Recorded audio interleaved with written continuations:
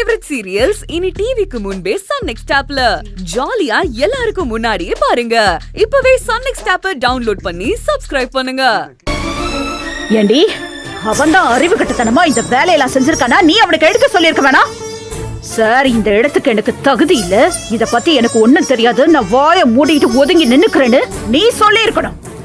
உன் தகுதி என்னன்னு உனக்கு தெரியாது? என் தோட்டத்துல தேங்காய் பொறுக்கணுவேன், அந்த தேங்காய் பொறுக்கிறதுக்கு 100 ரூபாய் போட்டு கொடுங்கன்னு கேட்டா தூக்கி போட்டு போயிட்டே இருப்பேன். அதை விட்டுட்டு என் கம்பெனில இந்த சீட்ல உட்காந்து ராஜ்யம் பண்ணணுமோ? கனவு காண்றீங்களோ? ஊரு பேரு தெரியாத அண்ணக்காவடி எல்லாம் நாட்டாம பண்றதுக்கு தான் இந்த சுந்தரவள்ளி கம்பெனி நடத்துறேனா? டாடி, மரியாதையா அவங்கள பேச சொல்லுங்க, இல்லனா என்ன நடக்கும்னு எனக்கே தெரியாது. நான் உன்கிட்ட பேசல, புரியுதா? புரியல. இந்த வேலைக்காரி கிட்ட பேசிட்டு இருக்கேன். இங்க பாருங்க, இப்ப சொல்றேன், இனிமே இவன் நம்ம வீட்டுல இருக்க கூடாது, இந்த இடத்துல இருக்க கூடாது. அவளை கிளம்ப சொல்லுங்க. அவ மட்டும் கிளம்பல, அப்புறம் நடக்கிறதே வேற. என்ன பண்ணிடுவாங்க டாடி? அப்படி உங்களால என்ன பண்ண முடியும் சொல்லுங்க. நான் உங்ககிட்ட பேசல, புரியுதா? என் டாடி கிட்ட பேசுறேன். டாடி, இவங்க என்னமோ திரும்ப திரும்ப எப்பவுமே என்னோட கம்பெனி, நான் தான் உழைச்சு உருவாக்குனேன்னு சொல்லிக்கிட்டு இருக்காங்க.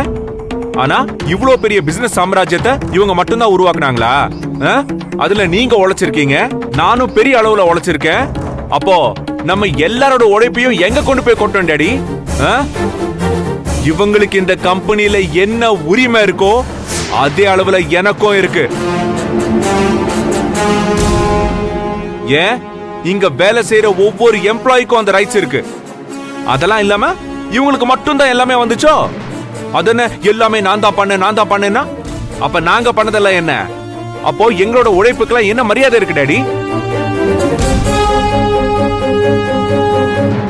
நந்தினி, இப்ப நான் சொல்றேன், யார் என்ன சொன்னாலும் சரி, நீ தான் இந்த கம்பெனியோட CEO. இனிமே நீ இங்க தான் இருக்கணும், இதான் உன் கேபின், இதுதான் உன் சீட். இனிமே எல்லா முடிவையும் நீ தான் எடுக்க போற, அதை இங்க யாராலையும் தடுக்க முடியாது. நான் உங்ககிட்ட பேசல, என் பொண்டாட்டி கிட்ட பேசுறேன். ஒரு நிமிஷம், யாராவது நான் சொல்றத கொஞ்சம் கேளுங்களேன். தேவையில்லாம குடும்ப விஷயத்தெல்லாம் கம்பெனி வரைக்கும் கொண்டு வந்து சண்டை போடாதீங்க. ஏற்கனவே நிறைய எம்ப்ளாயிஸ் ஓனர் குடும்பத்துல நிறைய பிரச்சனை பேச ஆரம்பிச்சிட்டாங்க. நாமளும் திரும்ப அதே பண்ண வேணாம். டாடி, நான் எதுக்கு பேசாம இருக்கணும்? அவங்க நந்தினிய வேலைக்காரி அது இதுன்னு சொல்லிக்கிட்டு இருப்பாங்க, நான் பேசாம இருக்கணுமா? யார் அவன்? வேலைக்காரின்னு சொல்லாம அவ என்ன ஜமீன் பரம்பரையா? மரியாதை கொடுக்கறதுக்கு பேசுறான். அவ மனசுல ஜமீன், குணத்துல கோடீஸ்வரி. போதும், இந்த சினிமா டயலாக் எல்லாம் அவகிட்ட வச்சுக்கோ, என்கிட்ட வேணாம். ஓ டேய், யாராவது ஒருத்தராவது நான் சொல்றத கேளுங்களேன். ஏன் இப்படி பண்ணிட்டு இருக்கீங்க? என்ன பண்ண சொல்றீங்க? இதான் முடிவு. அவ இந்த ஆபீஸ விட்டு போற வரைக்கும் நான் இங்க இருந்து கிளம்ப மாட்டேன்.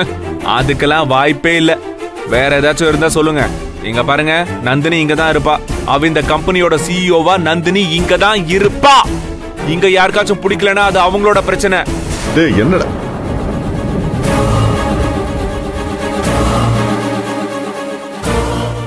அப்படி யாருக்காச்சும் ரொம்ப வலிக்குதுன்னா, நந்தினியோட வளர்ச்சியை பார்த்து அப்படியே வயிறு எரியுதுன்னா அவங்க எல்லாம் கிளம்பி போ சொல்லுங்க.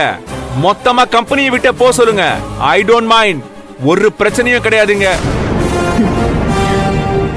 சவாலு பாத்தர்லாண்டா. ஓகே, பார்க்கலாம். டேய், எத்தனை தடவை சொல்றது? பின்ன என்ன டாடி? என்ன இதெல்லாம்? ஏதா கொஞ்சமாச்சும் நியாயமா பேசுறாங்களா அவங்க? வேலைக்காரியா வேலைக்காரி?